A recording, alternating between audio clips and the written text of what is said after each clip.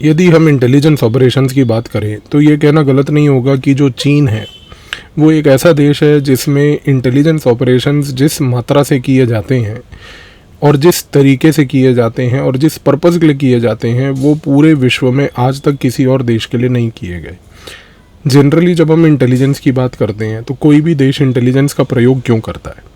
वो इंटेलिजेंस का प्रयोग इसलिए करता है कि वो इन्फॉर्मेशन जो उसको एक कोवर्ट तरीके से, क्लैंडस्टीन तरीके से गैदर की जाए, उसका वो प्रयोग करके अपनी सिक्योरिटी की पॉलिसी में और अपनी फॉरेन पॉलिसी में उसका प्रयोग कर पाए। लेकिन जब हम चीन की बात करते हैं तो चीन यहाँ से बाकी सारे देशों से 2 कदम आगे है। सबसे पहले चीन इंफॉर्मेशन और इंटेलिजेंस गैदर सिर्फ फॉरेन पॉलिसी और सिक्योरिटी पॉलिसी के लिए नहीं करता, चीन इंटेलिजेंस गैदर करता है इंटरनल सिक्योरिटी ऑपरेशंस के लिए भी। और तो और इसके साथ साथ वो साइंस एंड टेक्नोलॉजी को लेके इंटेलिजेंस गैदरिंग करता है, जिसकी वजह से चीन इंटेलिजेंस ऑपरेशंस रन करके दूसरे देशों की टेक्नोलॉजी को चोरी करके उस टेक्नोलॉजी का प्रयोग अपने लिए करता है। अब उस प्रयोग का भी एक अंतर है जो मैं आज आपके साथ वीडियो में शेयर करूंगा। लेकिन ये एक ब्रॉड ओवरव्यू रख के कि चीन दूसरी देशों की इंटेलिजेंस एजेंसी से अलग नज़रिए से ऑपरेट करता है, अब सवाल अगला ये उठता है कि चीन के इंटेलिजेंस ऑपरेशंस रन करने के लिए किस प्रकार की अप्रोचेज अपनाई जाती हैं। जनरली चीन की जो सबसे महत्वपूर्ण और सबसे आप कह लीजिए कि फुलक्रम बेस्ड एजेंसी जिसके आसपास पूरी इंटेलिजेंस ऑपरेशंस की उसकी जो परछाई है वो घूमती है, वो है चाइना की MSS। MSS का नाम है मिनिस्ट्री ऑफ स्टेट सिक्योरिटी। चीन की जो मिनिस्ट्री ऑफ स्टेट सिक्योरिटी है इसके अपनी एक सेंट्रल मिनिस्ट्री है, इसके साथ साथ इसके अपने प्रोविंशियल डिपार्टमेंट्स हैं और फील्ड यूनिट्स जो हम जनरली भारत जैसे देश में या दूसरे अन्य देशों में प्रयोग करते हैं, उसकी जगह पर MSS वालों ने म्यूनिसिपल लेवल पर चीन के अंदर ब्यूरोज बना रखे हैं जिनको वो म्यूनिसिपल ब्यूरोज कहता है। अच्छा, इसके बाद सबसे बड़ी बात यह है कि चीन के अंदर MSS जो है ये तो ऑपरेट करती है दूसरे देशों में, लेकिन जो चीन की MSS के अंदर लोग हैं उनको लाने वाली वहाँ की सबसे महत्वपूर्ण दूसरी मिनिस्ट्री है जिसका नाम है MPS का बेसिकली मतलब है ministry of public security. Ministry of public security एक नज़रिए से हमारे भारत की अगर हम कंपैरिजन में तुलना करने की कोशिश करें तो वो भारत के गृह मंत्रालय यानी कि होम मिनिस्ट्री के बराबर की आएगी। तो चीन की जो मिनिस्ट्री ऑफ पब्लिक सिक्योरिटी है ये basically ministry of state security के लिए मैन पावर को तैयार करती है। मिनिस्ट्री ऑफ पब्लिक सिक्योरिटी चीन के लोगों को इंटेलिजेंस ऑपरेशंस गैदर करने की ट्रेनिंग भी देती है। आप फ़र्क देखिए कि यहाँ पर 12वीं पास करके लड़का इंस्टाग्राम जैसे 2 टके के प्लेटफॉर्म पे रीलें बनाना सीखता है, हमारे छात्र आज की डेट में उसमें माहिरता प्राप्त कर रहे हैं। इजराइल में यदि लड़का 12वीं पास करता है तो वो उसको कंपलसरी मिलिट्री ट्रेनिंग दी जाती है, और चीन में, इस देश में ministry of public security intelligence gathering की ट्रेनिंग देती है। इसीलिए ये देश वहाँ है जो वहाँ है और हमारे यहाँ रीले बनाकर सड़कों पे और ट्रेन के डिब्बों में नाच गाना चल रहा है। और तो और अगर आप देखें तो मिनिस्ट्री ऑफ पब्लिक सिक्योरिटी के तहत ये जो ट्रेनिंग प्रोवाइड की जाती है ये मिनिस्ट्री ऑफ स्टेट सिक्योरिटी तो प्रयोग करती ही करती है। इसके साथ साथ चीन ने एक बड़ी महत्वपूर्ण न्यूज़ संस्था बना रखी है और उस न्यूज़ संस्था का नाम है जिन्हुआ। चीन की जो ये जिन्हुआ एजेंसी है इसको चीन की ऑफिशियल न्यूज़ एजेंसी भी कहा जाता है। जिन्हुआ के रिपोर्टर्स अक्सर दूसरे देशों में डेप्यूट किए जाते हैं और ये दूसरे देशों में उनकी चीन की एम्बेसीज में पोस्ट किए जाते हैं। सबसे बड़ी बात ये होती है कि चीन ये कह के इनको एक डिप्लोमेटिक कवर के तहत पोस्ट करता है कि ये बेसिकली कम्युनिकेशन डिपार्टमेंट को हैंडल करेंगे एम्बेसी में, लेकिन रियलिटी ये है और भारत की रिसर्च एंड एनालिसिस विंग तक ये बात जानती है कि जिन्हुआ के जितने भी लोग भारत आते हैं या अन्य देशों में भी जाते हैं ये कह के कि ये एम्बेसी के कम्युनिकेशन हैंडल करेंगे, ऐसा वो कोई कार्य नहीं करते। वो रिपोर्टर का भेष बनकर और रिपोर्टर का भेष धारण करके जब वो आते हैं तो वो बेसिकली 3 प्रकार के लोगों के ऊपर कड़ी नज़र रखते हैं।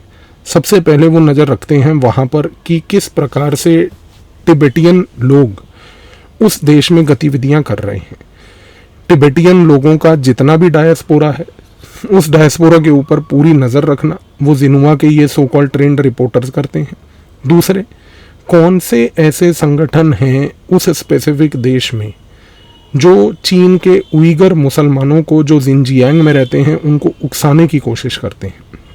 तो जिन्हुआ के रिपोर्टर्स का दूसरा सबसे बड़ा टास्क वो ये है कि वो उइगर मुसलमानों के ऊपर नज़र रखना, ऐसी कौन सी संस्थाएं, human watch, human report, human right type की जो संस्थाएं बनती रहती हैं, कि वो किस प्रकार की संस्थाएं हैं जो डायरेक्टली इनडायरेक्टली उइगर मुसलमानों को जिनजियांग में मदद कर रही हैं। और तीसरा सबसे महत्वपूर्ण वो ये देखते हैं कि उस देश में, उस देश का ताइवान से क्या लेन देन है, ताइवान से क्या नाता है, ताइवान के कौन से लोग उस देश में आ रहे हैं, उस देश के कौन से लोग ताइवान में जा रहे हैं। ये चीज़ के ऊपर खास नज़र रखी जाती है जिन्हुआ की तरफ से, जो कि आज की डेट में चीन की एक official covert intelligence gathering agency है, जिसको एक विश्व तौर पर न्यूज़ एजेंसी का एक दायरा दिया हुआ है। इसके बाद सबसे महत्वपूर्ण चीन की जो अप्रोच है वो आज की डेट में इंटेलिजेंस गैदरिंग में विजिबल है यूनाइटेड फ्रंट वर्क डिपार्टमेंट के तहत। यूनाइटेड फ्रंट वर्क डिपार्टमेंट जो है एक पॉलिटिकल इन्फ्लुएंस ऑर्गेनाइजेशन है। अब अगर आप यूनाइटेड फ्रंट वर्क डिपार्टमेंट के बारे में उसके इतिहास को समझने की कोशिश करें तो एक बार माओ ज़ेडोंग ने चीन में यूनाइटेड फ्रंट वर्क डिपार्टमेंट के बारे में एक बड़ी महत्वपूर्ण टिप्पणी की थी, जो आज की डेट में इंटेलिजेंस संस्थाएं जितनी भी हैं विश्व तौर पर उस टिप्पणी को खास ध्यान देती हैं। माओ ने बोला था कि ये जो यूनाइटेड फ्रंट वर्क डिपार्टमेंट है ये हमने क्रिएट इसलिए किया है कि ये पूरे विश्व में ऑपरेट करे और चीन के जो असली दोस्त हैं उनकी मदद करे और पूरे विश्व में जो चीन के दुश्मन हैं उनको चुन चुन के मारे। ये टिप्पणी जो माओ ने की थी, आज की डेट में कोई भी विश्व तौर पर जो इंटेलिजेंस संस्था ऑपरेट करती है वो ये बात जानती है कि यूनाइटेड फ्रंट वर्क डिपार्टमेंट क्या कर रहा है और क्यों कर रहा है। सबसे बड़ी बात आपको सुन के जो हैरानी होगी वो ये है कि यूनाइटेड फ्रंट वर्क डिपार्टमेंट जो है उसके अंदर के जो लोग हैं उन सारे लोगों ने एक बिजनेसमैन का रूप धारण किया हुआ है। आज की डेट में उनका सिर्फ दो प्रकार के ब्रॉड अप्रोचेज रहते हैं। एक कि वो दूसरे देशों को ये कन्विंस करते हैं कि आप प्राइवेट इन्वेस्टमेंट चीन से लीजिए, और दूसरा वो बिजनेसमैन बनकर उस देश की राजनीतिक वर्गों को जाकर पैसा चढ़ाते हैं, पैसा खिलाते हैं, उनकी नीतियों को इन्फ्लुएंस करने की कोशिश करते हैं, ये कहकर कि आप चीनी इन्वेस्टमेंट लीजिए और ये इन्वेस्टमेंट आपके फ़ायदे की है। अब आप ध्यान से समझिए कि यूनाइटेड फ्रंट वर्क डिपार्टमेंट के इन लोगों ने जो व्यापारी का रूप धारण करके दूसरे देशों की नीतियों को बदलने की कोशिश करते हैं कि चीन के साथ व्यापार आपके फ़ायदे में होगा। चीन ने पिछले लगभग 20-25 सालों से इस पर्टिकुलर एस्पेक्ट पे इतना गहरा काम किया है कि आज एक सिंक्रोनाइज्ड अप्रोच की आवश्यकता पड़ गई थी, जो चीन ने बेल्ट एंड रोड इनिशिएटिव 2014 में बनाकर उस यूनाइटेड फ्रंट वर्क डिपार्टमेंट के लोगों ने जब चीन की सरकार के सामने एक ये मेगा ग्रैंड इनिशिएटिव रखा, तो इसी रीज़न से लोगों को समझ आया कि ये जो बेल्ट एंड रोड इनिशिएटिव है ये कोई एक चीन की तरफ से कोई बहुत बड़ा एल्ट्रुइस्टिक इनिशिएटिव नहीं है जिसमें वो कोई विकास कार्य करना चाह रहा है, पर बेल्ट एंड रोड इनिशिएटिव का असली ऑब्जेक्टिव और उद्देश्य ये है कि वो यूनाइटेड फ्रंट वर्क डिपार्टमेंट के लोगों से इन्फिल्ट्रेटेड एक प्रोजेक्ट है। इस प्रोजेक्ट के तहत जिस भी देश में, कोई भी देश यदि बेल्ट एंड रोड इनिशिएटिव का कोई कार्य एक्सेप्ट करता है, तो चीन यदि उस देश में व्यापार अगर करवाने की कोशिश करता है तो वो सारा का सारा व्यापार बैकएंड पे हैंडल किया जाता है यूनाइटेड फ्रंट वर्क डिपार्टमेंट के इन लोगों से। ये लोग व्यापारी का रूप धारण करके जब उस देश में जाकर उस देश की नीतियों को बदलते हैं, उस देश की नीतियों को इन्फ्लुएंस करते हैं, उस देश में चीन को एक मेजर इन्वेस्टमेंट पार्टनर की तरह पोजीशन करते हैं, तो इनका उद्देश्य रहता है कि ये वो ऐसे सेक्टर्स में जाएं जिन सेक्टर से वो उस देश की इंटेलिजेंस गैदरिंग कर पाएँ। इसीलिए ये जाते हैं ज़्यादातर इंफ्रास्ट्रक्चर के प्रोजेक्ट्स में, ये जाते हैं ज़्यादातर टेलीकॉम के प्रोजेक्ट्स में, शिप बिल्डिंग के प्रोजेक्ट्स में, कमर्शियल रोडवेज और रेलवेज़ के प्रोजेक्ट्स में, जिसमें लोगों के प्रति जानकारी सबसे ज़्यादा भारी मात्रा में ये हासिल कर पाएँ। तो इनका उद्देश्य ये बहुत बड़ा रहता है। अच्छा, इसके साथ साथ सबसे बड़ा एक और महत्वपूर्ण डिपार्टमेंट है जो चाइना की तरफ से आज की डेट में इंटेलिजेंस गैदरिंग करता है, और उसका नाम है लाइसेंस डिपार्टमेंट। ये जो लाइसेंस डिपार्टमेंट है ये सुनने में और दिखने में बड़ा हार्मलेस सा लगता है।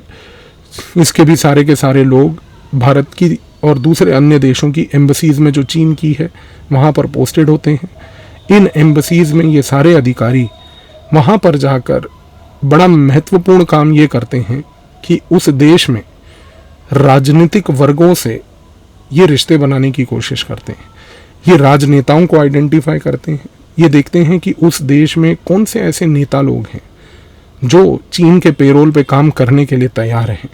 उन सारे नेताओं को एकजुट करना, उनको किसी ना किसी तरीके से डायरेक्टली इनडायरेक्टली पैसा पहुंचाना और वो पैसे से इवेंचुअली उन नेताओं को सपोर्ट करके पावर में लाना और पावर में लाकर उनसे चीन के फेवर में नीतियां बनवाना। अब आपके दिमाग में एक चीज़ तो स्पष्ट हो गई होगी कि चीन का यूनाइटेड फ्रंट वर्क डिपार्टमेंट और लाइसेंस डिपार्टमेंट दोनों बहुत क्लोजली ऑपरेट करते हैं। लाइसेंस डिपार्टमेंट अगर मान लीजिए कि पॉलिटिकल लेवल पर उस देश के अंदर लाइसेंस करके वहाँ पर यदि वो कॉन्टैक्ट्स बना रहा है तो यूनाइटेड फ्रंट वर्क डिपार्टमेंट उन्हीं कॉन्टैक्ट्स को लीवरेज करते हुए प्रोजेक्ट्स दिलवा रहा है। और यही प्रोजेक्ट्स जो लाइसेंस डिपार्टमेंट स्टार्ट करवाता है, United front work department execute करवाता है, इसी को ministry of state security eventually जाकर हैंडल करती है। तो आप 3 टियर स्ट्रक्चर समझ रहे हैं कि licence department, united front work department, ministry of state security तीनों किस तरीके से एक कलेक्टिव लेवल पर ऑपरेट करती हैं। और तो और एक बड़ी महत्वपूर्ण बात यह है कि एक बहुत बड़े रॉ के पुराने एक अधिकारी थे जो अब रिटायर्ड हैं और वो चीन के एक एक्सपर्ट थे। उन्होंने एक टिप्पणी की थी जब मैंने उनसे ये सवाल पूछा था कि चीन को भारत किस नज़रिए से देखता है, तो उन्होंने कहा कि आपको ये देखना है कि चीन गेम कैसे खेलता है। और उन्होंने एक बड़ी अच्छी एनालॉजी दी थी जो मैं आज आपके साथ शेयर करना चाहता हूँ। उन्होंने कहा कि यदि मान लीजिए कि चीन को अगर इंटेलिजेंस गैदरिंग करनी है एक समुद्री इलाके की, समुद्री तट की, और वहाँ पर पड़ी हुई समुद्री तट पर बीच के ऊपर सैंड की, तो वो कैसे ऑपरेट करेगा। उसके ऑपरेशन को समझने के लिए उन्होंने 3 देशों का उदाहरण लिया।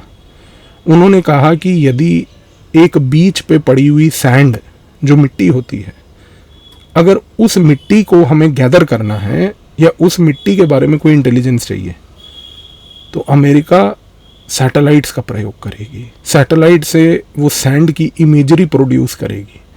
उस इमेजरी को प्रोड्यूस करके सिम्युलेट करके लेबोरेटरी में CIA दिखाएगी कि देखिए इस सैंड के अंदर ऐसे ऐसे पार्टिकल हैं। फिर उन्होंने कहा कि यही काम अगर रूस को करना होगा तो रूस ये करेगी कि वो एक चुपचाप एक सबमरीन भेजेगी। वो सबमरीन से कुछ लोग निकलेंगे, वो लोग जाकर मिट्टी को चोरी करके ले आएंगे, फिर उस मिट्टी को ले जाकर सुखाया जाएगा और फिर सोवियत यूनियन हो या रशियन फेडरेशन हो, ये लोग उस मिट्टी को सुखाने के बाद उस मिट्टी के ऊपर जांच पड़ताल करेंगे। लेकिन अगर चीन को ये टास्क दिया जाए कि चीन को बोला जाए कि आपको वो मिट्टी चाहिए और हमें उस मिट्टी से बेसिकली इंटेलिजेंस गैदर करनी है, तो चीन एक बड़ा ही अलग अप्रोच अपनाएगी। चीन उस देश में जहाँ से जिस बीच से सैंड कलेक्ट करनी है वो वहाँ पर भारी मात्रा में टूरिस्ट भेज देगी। ये टूरिस्ट वहाँ पर घूमेंगे, फ़ोटोएँ खींचेंगे, फ़ोटोएँ खींचते खींचते बीच पे लेटेंगे, मिट्टी की शीशियाँ भर लेंगे और उन शीशियों को टूरिस्ट बनते हुए चुपचाप ले आएंगे। उस देश को पता ही नहीं चलेगा कि मेरे देश में जो टूरिस्ट आए, जो यहाँ पर हमारे देश को देखने घूमने आए थे, उन्होंने इस भारी मात्रा में इतना बड़ा इंटेलिजेंस ऑपरेशन रन कर लिया कि वो बीच पे गए, बीच पे लेटे, बियर की बोतलें पी, घूमे फिरे, मिट्टी उठाई, आ गए। ये फ़र्क है चीन की सोच में, रूस की सोच में, अमेरिका की सोच में। अमेरिका सोचती है कि कोई भी इंटेलिजेंस ऑपरेशन जो है टेक्नोलॉजी से रन किया जा सकता है। रूस कहता है तुम जो मर्जी टेक्नोलॉजी बनाओ, उसकी काउंटर टेक्नोलॉजी हम बना लेंगे। चीन कहता है तुम लोग टेक्नोलॉजी में लड़ते रहो, हम तुम्हारे घर में जाकर मेहमान बनकर तुम्हारा ही घर को लूट लेंगे। ये फ़र्क यदि अगर आज समझ जाएं लोग, तो आपको समझ आएगा कि चीन की किसी भी प्रकार की कोई गतिविधि किसी भी तरीके से नॉर्मल नहीं होती। अगर चीन किसी भी देश के साथ कुछ भी कर रहा है, उसके पीछे एक इंटेलिजेंस एस्पेक्ट हमेशा छुपा होगा। वो इंटेलिजेंस एस्पेक्ट क्या होगा क्या नहीं, ये तो एक ट्रेन्ड इंटेलिजेंस ऑपरेटिव ही डिसाइफर कर सकता है। पर आई होप कि आज के इस वीडियो के बाद कम से कम आपको चीन के किस प्रकार से ऑपरेशंस होते हैं और चीन का जो एक कोवर्ट इंटेलिजेंस वर्ल्ड है उसके बारे में कुछ हल्की फुल्की जानकारी ज़रूर मिली होगी। अगर ये वीडियो अच्छी लगी तो बताइएगा ज़रूर। आने वाले समय में चीन को लेके और चर्चाएं करेंगे। धन्यवाद।